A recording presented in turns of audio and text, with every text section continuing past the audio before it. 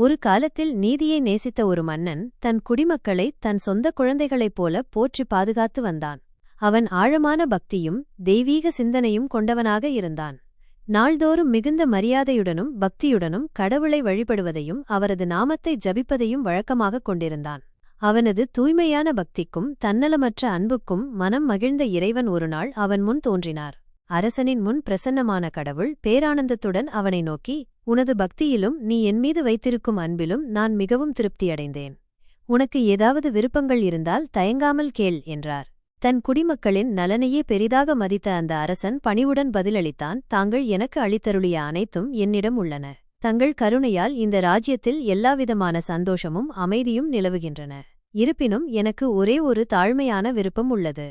தாங்கள் எனக்கு காட்சி கொடுத்து என்னை ஆசிர்வதித்தது போலவே என் அன்புக்குரிய குடிமக்கள் அனைவரையும் ஆசிர்வதிக்க வேண்டும். அவர்களுக்கும் தங்களை தரிசிக்கும் ஒரு புனிதமான வாய்ப்பை வழங்க வேண்டும் என்று வேண்டினான். இது இயற்கைக்கு மாறானது, சாத்தியமற்றது என்று கடவுள் அரசனுக்கு விளக்க முயன்றார். ஆனால் தன் மக்களின் மீது எல்லையற்ற பாசம் கொண்ட அரசன் தன் கோரிக்கையை நிறைவேற்றும்படி கடவுளிடம் தொடர்ந்து மன்றாடிக் கொண்டிருந்தான். அவனது விடாமுயற்சியையும் நிபந்தனையற்ற அன்பையும் கண்ட இறைவன் வேறு வழியின்றி அவனது விருப்பத்திற்கு இணங்கினார். சரி என்று கடவுள் கனிவுடன் கூறினார், நாளை உன் ராஜ்யத்தில் உள்ள அனைத்து மக்களையும் மலையின் உச்சிக்கு அழைத்து வா.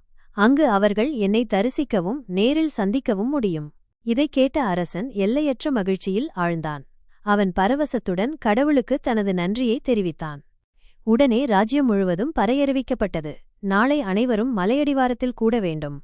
அங்கிருந்த அனைவரும் அரசருடன் சேர்ந்து மலையின் உச்சிக்குச் சென்று கடவுளின் திருக்காட்சியை காணப்போகிறார்கள். ஏனெனில் கடவுள் தாமே அங்கு எழுந்தருளப் போகிறார். இந்த தெய்வீக அழைப்பைக் கேட்ட குடிமக்கள் ஆனந்தத்தில் திளைத்தனர். மறுநாள் அரசன் தன் குடிமக்கள் மற்றும் நெருங்கிய உறவினர்கள் அனைவருடனும் மலையின் உச்சியை நோக்கி புனித பயணத்தை தொடங்கினான். அந்த பாதையில் சென்று கொண்டிருந்தபோது அவர்கள் செப்பு நாணயங்களால் மூடியிருந்த ஒரு பெரிய மலையைக் கண்டனர். அந்த அற்புத காட்சியைக் கண்டதும் சில குடிமக்கள் தங்கள் இலக்கை மறந்து அதை நோக்கி ஓடத் தொடங்கினர். அவர்களின் கவனத்தை திசை திருப்பும் உலகப் பொருட்களின் மாயையை உணர்ந்த ஞானமுள்ள அரசன், அன்பானவர்களே, யாரும் இந்த விஷயங்களில் கவனம் செலுத்தாதீர்கள். நாம் அனைவரும் இப்போது கடவுளை சந்திக்கப் போகிறோம். வாழ்நாளில் ஒருமுறை மட்டுமே கிடைக்கக்கூடிய இந்த அரிய வாய்ப்பை இந்த அற்பமான செப்பு நாணயங்களுக்காக இழந்துவிடாதீர்கள் என்று அன்புடன் எச்சரித்தான். ஆனால் பேராசை என்னும் தீய சக்தி அவர்களை ஆட்கொண்டிருந்தது. சிலர் அரசரின் அறிவுரையை புறக்கணித்து செப்பு நாணயங்கள் குவிந்திருந்த குன்றை நோக்கி விரைந்து சென்றனர். அவர்கள் மூட்டை மூட்டையாக நாணயங்களை சேகரித்து தங்கள் வீடுகளை நோக்கி மகிழ்ச்சியுடன் நடக்கத் தொடங்கினர். அவர்கள் மனதில், முதலில் இந்த நாணயங்களை சேகரித்துக் கொள்வோம், கடவுளை வேறொரு சமயத்தில் தரிசிக்கலாம் என்ற எண்ணம் மேலோங்கியிருந்தது. இதைக் கண்ட அரசன் தன் இதயத்தில் வருத்த